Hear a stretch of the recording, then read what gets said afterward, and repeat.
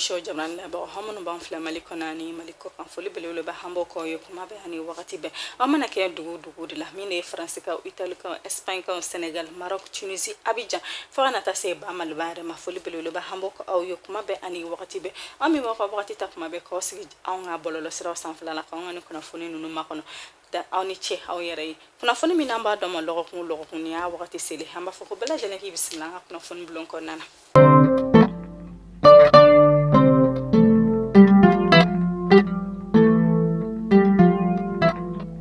betene octobre karo kle saba samba fla ani mukan fla kuna fon damne la amba damne ni jamana chama chafanga ni maka kuna fon no de colonel Assimi Goïta ko dugubla hale ka usani la dawli hina fa colonel Assimi Goïta alera ko hala tege to kamina ka fo ko kalo tene folo ko drapo ko be la ele mali chake da bala jalena o ko alera na ka chedo nyana ma bi aka chake rola kuluba mi namba fa ko tare dugubla hale kon ka usala dawli wa anna ye jatemne ka habita soro sa mali ministère so fa bala jalena ko drapo la ele ho kon be ka afambela jalena ina fa colonel Assimi Goïta ale ala yini to gamna kaka ke kalo tene folo ameto kuna fonu kona na ameta kalanko kuna fonu la homi ambola dona ka fa ko ministre nyama norobla no de colonel Abdoulaye Maiga hale boraka kalanko baro bela jalen kurumu karbi ina fa ministre mi siglono kalanko ta kun kan kula no de madame Sidibe Dodo Ousmane ale konte sebe mina koni ala te ka fa sa ko la bela jalen kelunu ka fa ko bidoyen na no de octobre kalo kle sabe ko lo holdon ko ulu yara kon be kalan srata o ko yara kon farato kamina abora asrafe ba colonel Abdoulaye Maiga hale kere fe ministre mi siglono kalanko kun ko nyana bolma no de madame Sidibe Dodo Ousmane ulutara o ko bela jalen kurumu karbi utara kalan so fora minasa o yara de koni Mamadou Konate ukrala ku kunda petite enfance kaseke ta ka fora ta c'est Notre-Dame du Niger ma hote sira yin bela jalen ka kalan ko baro bela jalen kurumu kare colonel Abdoulaye Maiga hale kelen ka kumata jamana chama chafanga nyama ka foli kren no de colonel Assimi Goïta rawata kana shi logol metro fora ta se kalan ko nyana bela jalen ma olumunu sona ku chesri ku jija wala sa kalan yara jeli hani kalan nyam sira ke mali jamana kontugamna samba flani mugani kele hani samba flani mugani fla wati foli bele ba tara ka de ministre de Ousmane Mahalimi chesri ni jijake ka logoldon ka kimeli kontema kimeli bela jeni kala jele ya konnana o kum konnana colonel Abdoulaye Maiga ka kuma konnana ayira ka fasa ko foli kran alisa obeta ka di lokol metruma olumunu yara konu sona wakati mina u yara kontu barabla bolono bla sebombo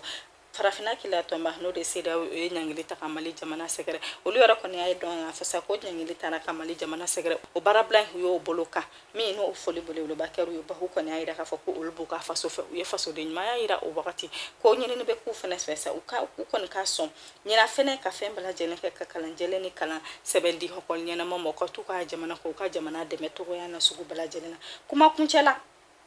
colonel Abdoulaye Maiga ayira okol dona ka fasa ko jamana bela jelen jigi bukan wa colonel Assimi Goïta ale ka foli kalen mbuyo kulu mako be malikura intina seka joka solo okol don ta konnana ulu mako be malikura malikura ka nga joni okol dona wa okol don ka fen bela jelen ka ku chesru ku jija ka kalanyana menke wala sa dona na tolo ko seka mona bo malila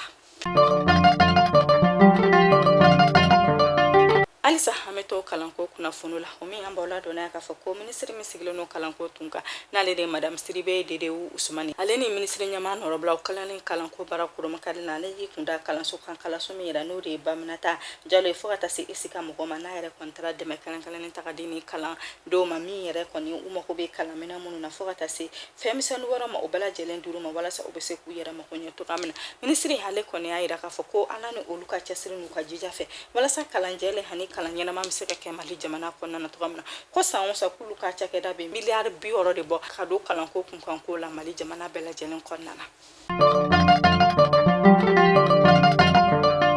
alisa hameto kalanko kuna funula hambola dona ka fa ko fa ba kini bolo ya fan fenale be bolo ko ire fudrati ale nyama mi yere fene sigleme kalanko ta kun kan ko yana bolo na nale be bolo ko directrice de l'académie d'enseignement nale de madame Touré Zahiatou Ayuba hale fene kalanko balo bela jelen kurumu karibi o mi yere kon kera na la banaka bu kalanso konana akene ka mi de politique mo ye fogata sa nga dina na nga la dala ko mo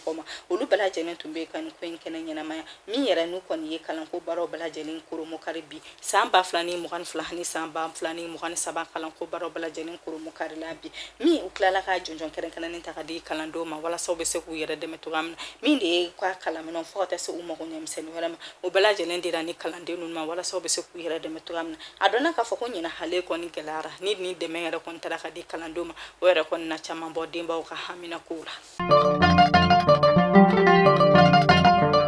amato kuna fonu kona na metanga wo kenen la ka dugumbe wolu ko tin ambola dona ka fo kale be ashiwaji fanfelala bamachi wale mado yara kon kera bulma fensi inflation fe nulu yara kon tara beni dugula de nunuka ku ka bakon bala jeni min wala homi kera misi ko hani kamana gan ko bayani dugula de nunuma min yara kon dusuma kasa chama se uma nga okum kon la yara la ka fasa ko je bale fene be ga umara la kulu kon ka sugu kumbe ala na nga fintila mo ka chesri nu ka jija fe yara kon sira ka takar ni bamachi wale ma chama nununa o je bokko ka kene ka homi yara kon kala ka ken ni sonja ko bay ni dugula de nunuma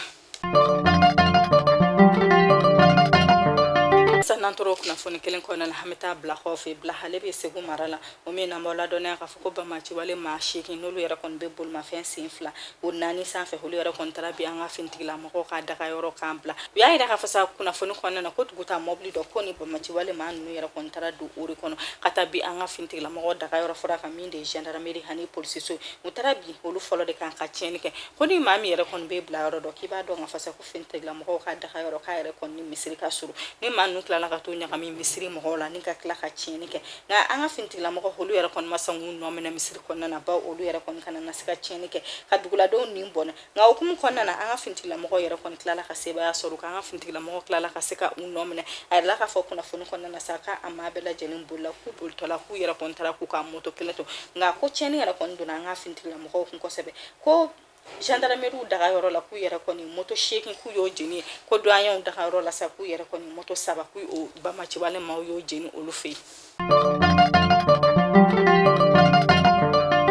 kuna fonu ne betana yin ko kan ke baru kuna fonu la homina mola dona ka fo ko kun kare no de octobre kalo clefle ine kuna krika ka jamana yela ma horonya nyana jawji o nyana jaw sa wala sa ko kana nyana ma mali jamana chama chafanga nyama no de colonel asimi guite ale ko ni ministre nyama norobla ale o bla ka ta fo ta sente mo kan nyama ma ani ministre duru fo ta se mali chaka da ma mawlu bala jenen ko min ko en kana kan ko en kana nyana ma ya kaida ka fa sa ko mali ni gine ko ni jamana keleni fo ite se ka mali ni gine fara woni gine ko mo bulla ko mo kuma mali jamana ba se ko bala jelen ke ka deme gine fe wa ka gine deme kani ko in bala jelen nyana ma ha kana kasa anga ministre munu tumbe holu ko ni ko en kana nyana ma ko so be kani nyana jayin jagine ko boloni mamadu dumbe hale ko ni foli kana ne takadi alisa mali jamana chama cha fanya mama humi yara ko sona kato ale kerefe kuma be hani wakati be